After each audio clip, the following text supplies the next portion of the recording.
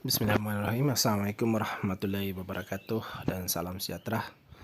Bertemu lagi kita di dalam sejarah tingkatan 2 iaitu bab 7 mengenai Kesultanan Melayu Pahang, Perak, Terengganu dan Selangor. Kesultanan Pahang, Perak, Terengganu dan Selangor merupakan kelangsungan daripada Kesultanan Melayu Melaka. Pengasasan Kesultanan Selangor dan Terengganu pula berkait rapat dengan Kesultanan Johor Riau. Oleh itu, warisan Kesultanan Melayu Melaka diteruskan oleh Kesultanan Pahang, Perak, Terengganu dan Selangor. Hal ini dapat dilihat dalam sistem pemerintahan agama Islam, dalam pemerintahan, perundangan, adat, istiadat, persuratan dan ekonomi.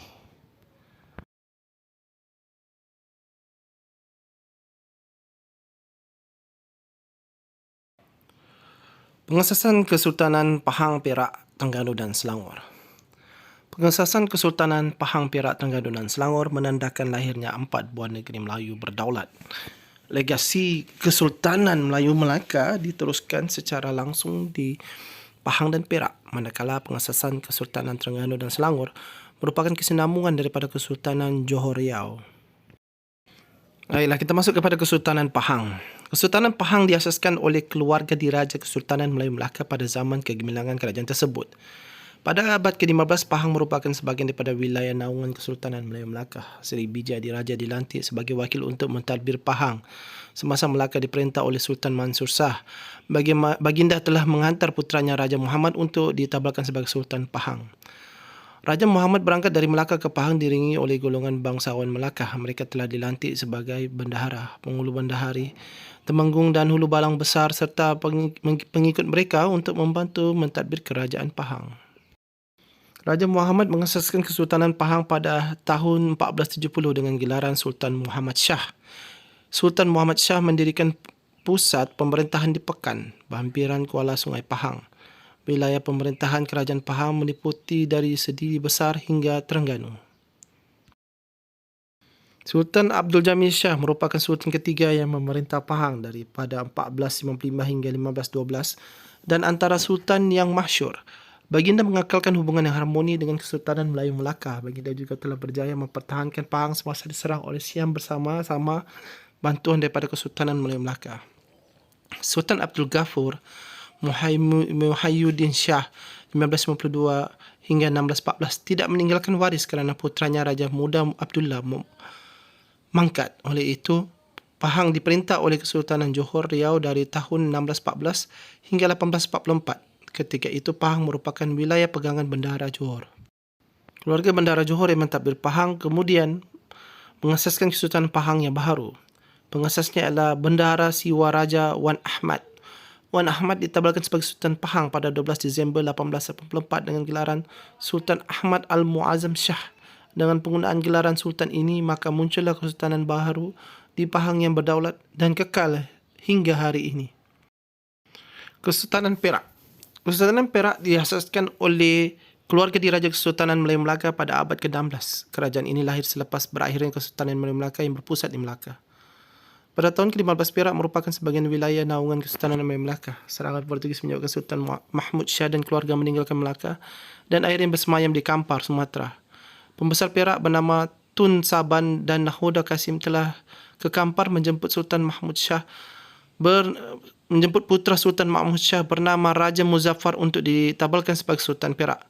Raja Muzaffar berangkat ke Perak bersama-sama alat kebesaran berupa sebilah pedang cura simanja kini, sebilah keris, cap mohor, nobat dan surat ciri. Baginda berangkat ke Perak bersama-sama anak, isteri dan para pengikut dan pengiring yang menjemputnya dari Perak.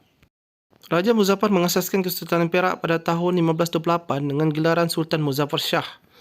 Sultan Muzaffar Shah mendirikan pusat pemerintahan pertama di Tanah Abang di pesisir Sungai Perak. Keturunan Sultan Muzaffar Shah mewarisi takhta hingga hari ini.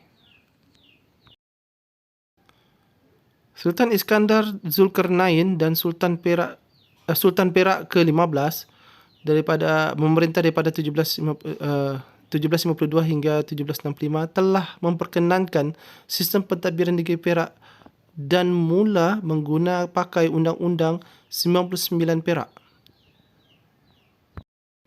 Tun Sabah dan saudara perempuannya Tok Temong merupakan pembesar asal wilayah di negeri Perak. Gambar menunjukkan makam Tok Temong. Tok Temong merupakan pemerintah di daerah Temong, Perak sebelum bermula pemerintahan Sultan Muzaffar Shah.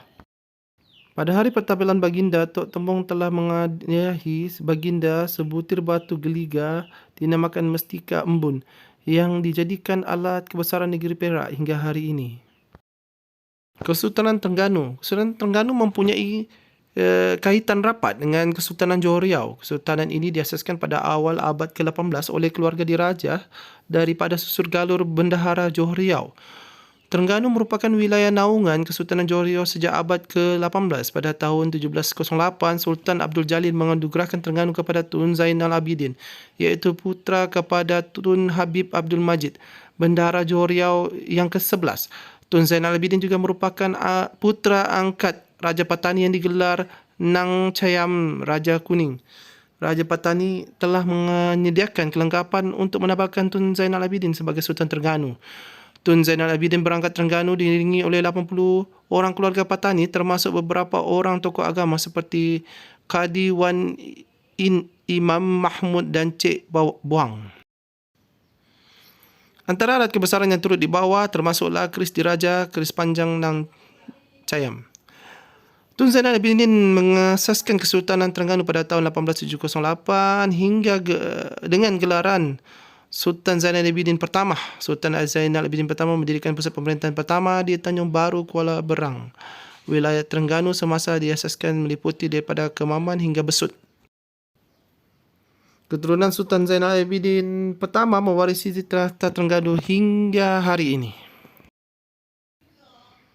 Sultan Zainal Abidin ketiga daripada 1881 hingga 1918 merupakan antara Sultan Terengganu yang masyhur. Baginda terkenal dengan Sultan yang membawa pembudian Terengganu. Antara sumbangan penting Baginda termasuklah pengubalan undang-undang tubuh, iaitu Undang-Undang Bagi Diri Terengganu yang dikenali sebagai Itqan al-Muluk bi Ta'dil al-Suluk. Baginda juga memperkemaskan sistem sukat dan timbang, menubuhkan mahkamah syariah, menubuhkan pasukan polis dan membina Istana Maziah. Istana Maziah merupakan istana rasmi Kesultanan Terengganu hingga hari ini. Baiklah, gambar tersebut menunjukkan kupang emas yang digunakan semasa pemerintahan Sultan Zainal Abidin pertama. Kesultanan Selangor. Kesultanan Selangor diasaskan oleh keluarga diraja Bugis yang berpengaruh dalam Kesultanan Johor Riau pada abad ke-18. Selangor merupakan sebahagian daripada wilayah naungan Kesultanan Johor Riau. Sejak abad ke-16 pada abad ke-18, masyarakat Bugis semakin ramai menetap di Selangor. Pada ketika itu, Dain Celak yang berketurunan Bugis menjadi yang di-Pertuan Muda Kesultanan Johor Riau. Putera Dain Celak bernama Raja Lumu telah menghadap Sultan Perak Sultan Mahmud Shah untuk mendapatkan pengiktirafan. Sultan Mahmud Shah telah menabalkan Raja Lumu sebagai Sultan Selangor. Baginda dianugerahkan Nobat dan Cap Mohor. Raja Lumu mengasaskan Kesultanan Selangor pada tahun 1766 dengan gelaran Sultan Salahuddin Shah. Sultan Salahuddin Shah mendirikan pusat pemerintahan pertama di Kuala Selangor. Keturunan Sultan Salahuddin Shah mewarisi tahta Selangor hingga hari ini. Sultan Alauddin Sulaiman Shah 1858 hingga 1938 merupakan antara Sultan Selangor yang masyhur. Pada zaman Baginda, banyak jalan raya dan landasan kereta api telah dibina.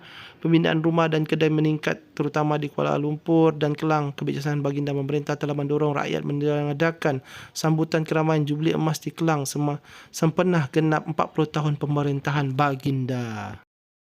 Kesinambungan pengesasan Kerajaan Pahang, Perak, Terengganu dan Selangor menunjukkan penerusan tradisi kesultanan yang telah diamalkan oleh Kesultanan Melayu Melaka. Tradisi kesultanan tersebut kekal bertahan dan kini sistem kesultanan disesuaikan dengan corak pemerintahan baru selepas negara kita mencapai kemerdekaan.